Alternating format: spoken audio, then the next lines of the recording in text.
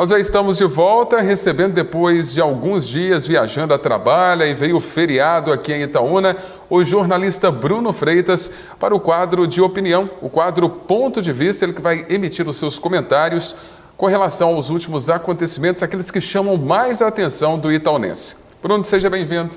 Como é bom estar aqui de volta com vocês no nosso quadro. Para começar, Bruno, a ministra do TSE esteve aqui na cidade na última sexta-feira e ressaltou em Itaúna a diversidade, combate às notícias falsas, que são as fake news, e a segurança das urnas eletrônicas. 4 pontos a destacar sobre a presença da ministra Edilene Lobo no Simpósio Educação para a Cidadania, que foi realizado na Universidade de Itaúna. O primeiro ponto é que a ministra iniciou sua carreira no direito aqui em Itaúna, na Universidade de Itaúna, onde é professora, onde é querida, tem vários colegas professores. Segundo ponto, primeira mulher negra a assumir a presidência do TSE desde a fundação do órgão. Ela que é natural de Itaiobeiras, norte de Minas, de uma família de 20 irmãos, Fábio. Então, ressaltou a importância dessa inclusão e que as pessoas tenham oportunidades. Sabemos que o Brasil ainda enfrenta o racismo, falamos disso há poucos dias aqui no quadro, e também o preconceito. Itaúna não é diferente. Terceiro ponto, destacou no seu discurso a necessidade da diversidade, do combate às fake news e a questão das urnas eletrônicas. Um mecanismo criado por brasileiros, para brasileiros, reconhecido mundialmente. Quarto ponto, as palavras que a ministra apresentou à imprensa nessa conversa. Queria que o Luciano colocasse na tela para eu destacar a fala dela. Edilene Lobo diz antes de mais nada que nós precisamos, enquanto cidadãos e cidadãs, fazer um investimento no diálogo de boa qualidade, respeitar posições sem querer manipular as pessoas. Ultimamente no Brasil as pessoas não têm conseguido conversar por divergência política, divergência de pensamento.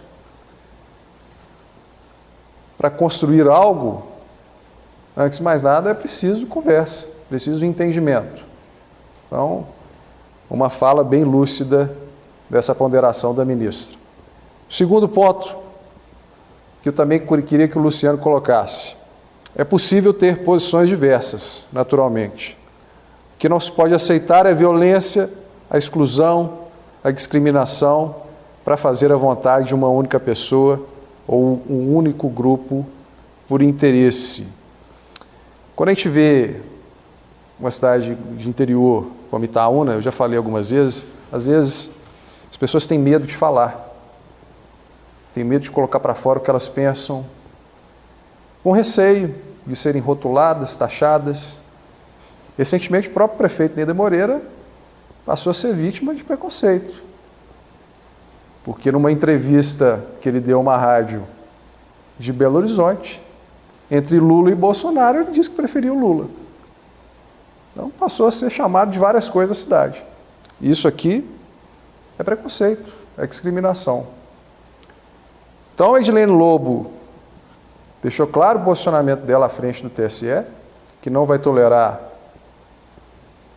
essa canalice no Brasil, que não vai tolerar, dentre outras coisas, candidaturas laranjas, como, por exemplo, de mulheres para cumprir a cota eleitoral, deixando claro que ela está atenta a tudo que está acontecendo.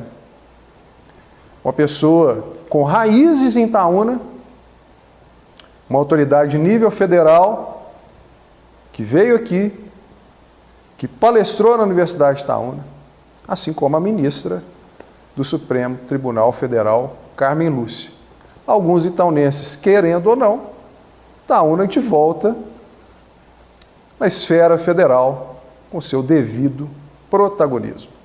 Agora, Bruno, mais um assunto aqui para você comentar é a relicitação da BR-262, que está entre as 11 obras do novo PAC em Minas Gerais.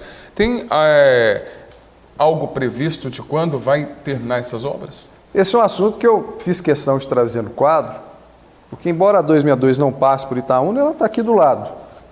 É uma estrada que, quando nós vamos a Belo Horizonte, nós a utilizamos. E que Paraíba de Minas, Igaratinga, Nova Serrana, cidades próximas a Itaúna dependem dela. Portanto, tem uma importância fundamental para a nossa região. E não está sendo discutida da devida maneira, pelo menos politicamente falando, como vai ser conduzida essa relicitação. Porque a concessionária da 262, ela já apresentou as suas alegações. A justificativa, Luciano, coloca por favor, o que a concessionária alega? Que no período de termo auditivo ao atual contrato, ela está mantendo os trabalhos de conservação e manutenção, mas que não vai continuar com a concessão. Então essa é uma pauta prioritária para a região centro-oeste de Minas. Os deputados, os prefeitos, agora que ela foi discutida junto ao pacote do novo PAC, que seja colocada à mesa e conduzida para a população da região saber como que vai ser agora. Acaba impactando aqui Itaúna, Bruno, porque, como você disse no início do seu comentário aí, todos nós utilizamos essa via, né? Está muito próximo aqui a Paraíba de Minas, a Nova Serrana, como você disse, a Belo Horizonte, todo mundo praticamente vai a BH. Então, realmente, tem que ser discutida de uma forma mais séria. Mais clara, mais transparente. São concessões que foram feitas pelo governo federal que não têm o equilíbrio financeiro. E as empresas não querem mais gerir. É o mesmo caso da 040. Que agora a Justiça está discutindo a prorrogação do contrato, já que venceu. A concessionária falou, ó, estamos entregando a rodovia. Mas se entregar a rodovia, que já está mal cuidada, muito mal cuidada no caso da 040, o índice de mortes, de acidentes vai para a estratosfera.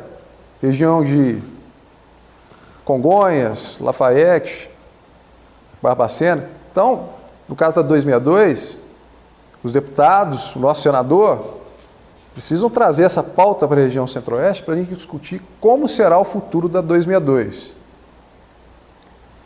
Quando ela foi concedida à iniciativa privada, foi uma grande evolução.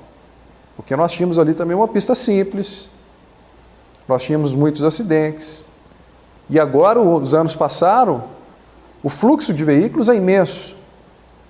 Muita gente que mora em Itaúna, Paraíba de Minas, trabalha em Betim, em Belo Horizonte, depende da rodovia. Então tem que ser apresentado um plano para a relicitação da rodovia. Agora nós vamos falar de violência na zona rural aqui de Itaúna, na comunidade, no povoado de Vista Alegre. A Polícia Militar disse que vai reforçar o policiamento. A gente teve um caso lá de um arrombamento, de um assalto, né, vamos dizer assim, de um roubo, lá numa residência na zona rural de Vista Alegre. Levaram bastante coisa, né, Bruno? Dias atrás, um caminhão caiu numa ribanceira no Córrego Soldado e foram furtados vários itens desse veículo. Agora, essa semana, os moradores de Vista Alegre procuraram a reportagem para relatar arrombamentos que têm ocorrido com frequência. Inclusive, 3 cães foram envenenados, conforme a fala de uma moradora. Portanto, há uma preocupação sobre a segurança na zona rural de Itaúna. E esse exemplo de Vista Alegre, que está entre Itaúna e Divinópolis, portanto, um ponto vulnerável,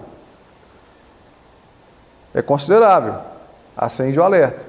Então é necessário que a Polícia Militar reforce o policiamento na zona rural, e aí entra a questão do olho vivo, que não pode ser colocado só na área urbana de Itaúna.